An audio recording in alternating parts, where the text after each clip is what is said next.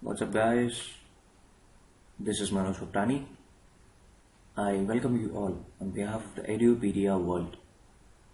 So, guys, this is the last video presentation relating to chapter Capital Markets. By now, we have already covered our 6 presentations solely dedicating to this particular chapter, and I hope that you guys are revising your topics time and again. And certainly, with that belief, I'll mark the beginning of this presentation with the first topic, and that will be arbitration. So, what does arbitration basically means? Let's understand that first in order to proceed in a better way. So, arbitration is an informal kind of hearing held to resolve stockbroker and customer disputes. The dispute is judged by a group of people who have been selected by an independent panel. Once the decision is reached, it is not possible to appeal again. In India, the exchange provides a list of eligible persons approved by SEBI for each of the region's arbitration centers. So guys, actually this is how the arbitration actually works in such cases. Securities arbitration is basically intended to be a very fair and efficient method of dispute resolution by an unbiased panel, knowledgeable in their subject under discussion. The process is much quicker than a litigation in a court, since it has less formal rules to procedure and evidences. Certainly, it is designed to focus on the facts and the issues of the dispute. A major drawback of arbitration lies in the fact that the security arbitration is binding on the parties and the award is enforceable. Except in extraordinary circumstances, the arbitration decision cannot be revoked. So that's the kind of a drawback. So you don't need to go for any kind of appeal again if you are not satisfied with the kind of decision.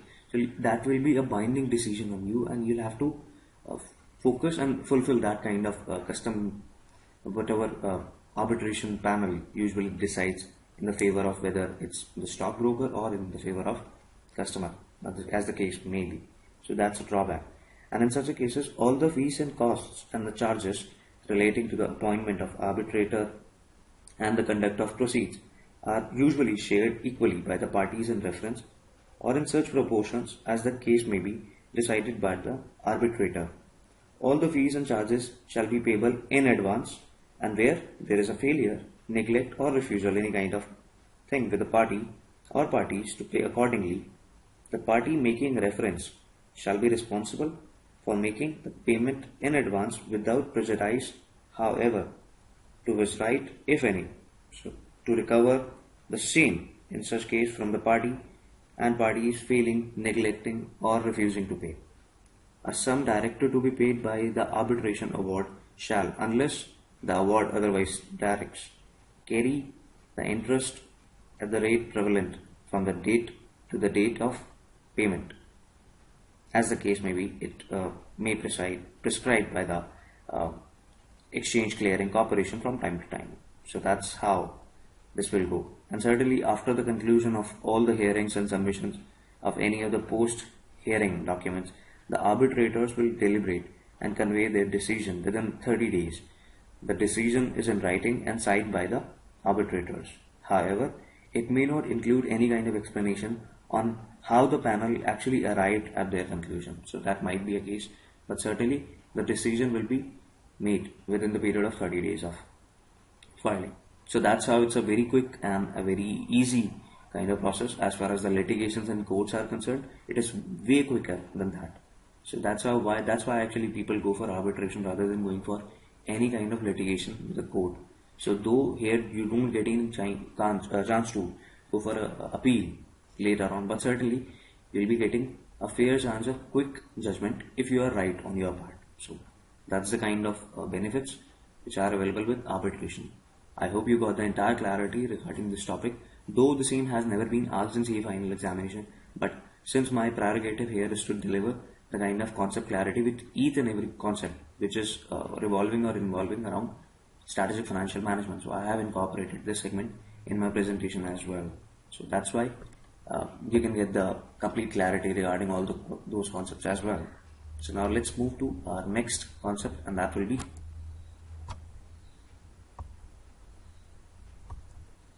participatory notes. So guys, let's understand what does participatory notes mean. So a participatory note, or often referred as P note, it's an offshore derivative instrument which is issued by the registered financial institution against underlying securities to overseas investors who wish to avoid registration hassles. The underlying securities could be a listed or proposed to be listed, one or any kind of stock exchange of India. The P notes can be issued only in favor of those entities which are regulated by any relevant authority in the countries of their incorporation. P notes are used by foreign funds and investors who are not registered with SEBI but are basically interested in taking exposure of the Indian markets but would like to avoid the requisite cumbersome procedures.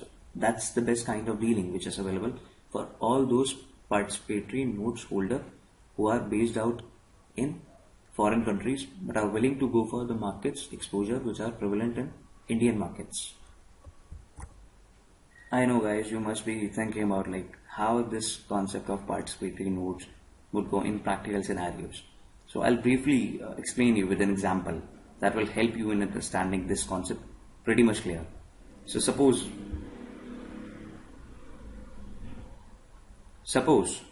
a foreigner wants to invest in Indian equities and bonds, but for that he has to have a PAN card, right? He has to have a Demat account, he has to have all those other documents which are based in India.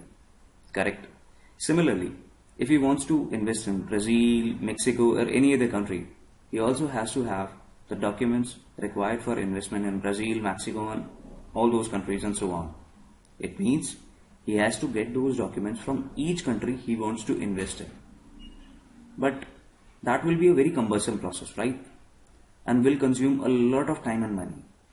So what he can do is he can invest in India without getting any kind of PAN card or Demat account. How?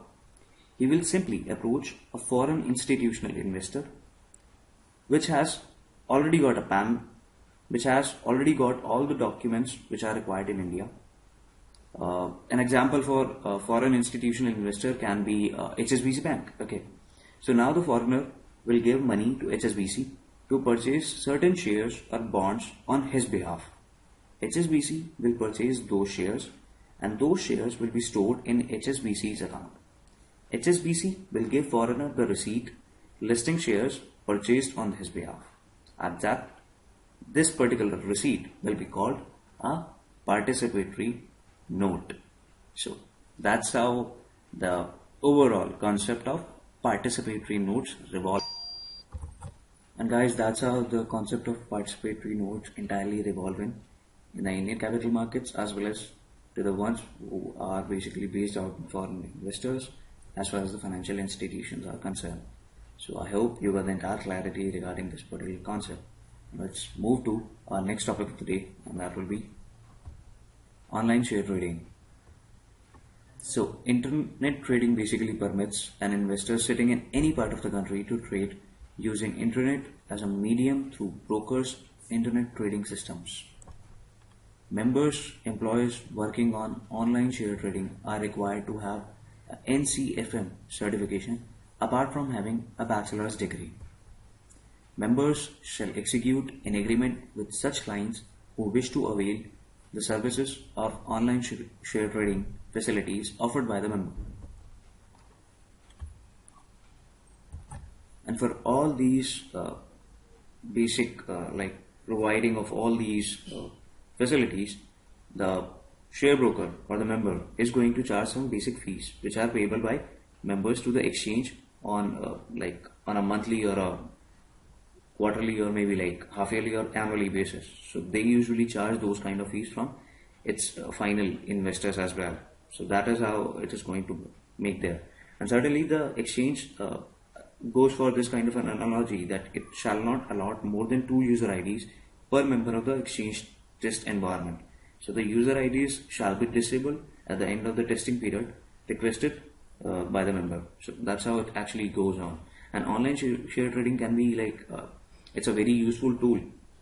And certainly, if you are like living in any part of the country, you can easily trade by using internet as a medium through which the brokers can easily go for this kind of option. And certainly, it's the kind of complete without having any kind of cumbersome or hassle-free process. And certainly, each and every person who is willing to go for share trading can go for online share trading in any part of the country. That's the beauty of today's technology, and that's the beauty of the kind of regulations and guidelines SEBI has actually ensured to be in practice. So that's how it works. Now let's move to our next topic relating to the same topic, and that is what are the advantages of online trading. So first, online trading is safe. Though safety of transaction of internet basically depends on the encryption system one is using. The better this transaction system, the more difficult it is for a person to hack the site. So the best system available today is like mostly kind of 128-bit encryption, which is used by many of the companies. Second, safety of transaction online. So one can simply ensure that the safety of transaction online will be there, as the user normally gets a secured kind of user ID and a password, the secrecy of which is required to be maintained. Next comes no manual intervention. So the transaction system requires no manual intervention, owing to which the orders are directly sent to the exchange, ensuring that you get the best and the right price. Fourth, no expertise in working on computer or financial special skills are required. So contrary to the common perceptions, trading through internet does not require any kind of expertise in working of computer or any kind of special financial skills. So each and every person can go for this kind of option, and certainly not much of your skills are required while going for online share trading. Next comes modification or cancellation option provided. So moreover, one has the option of modifying and cancelling the orders till the moment the order is executed at the exchange. So that is another beauty of online trading. Next comes cost is pretty low as compared to the convenience one receives. While trading online, a customer can do his technical analysis, know what others leading brokers are thinking about the company, whether it's a buy option, whether it should be like a sell now option. It's just live news from all the international news agencies such as Reuters, CNBC, and they can easily search for those kind of leading CEOs, what they think about the economy and the capital market. So all these basic things are available in such case. So that basically allows a person to use his or her technical analysis. So that's about how advantages of online trading is available. So it's safe, its safety of the transaction online is available, plus there is no manual intervention, plus there is no expertise is required for all these kind of stuff.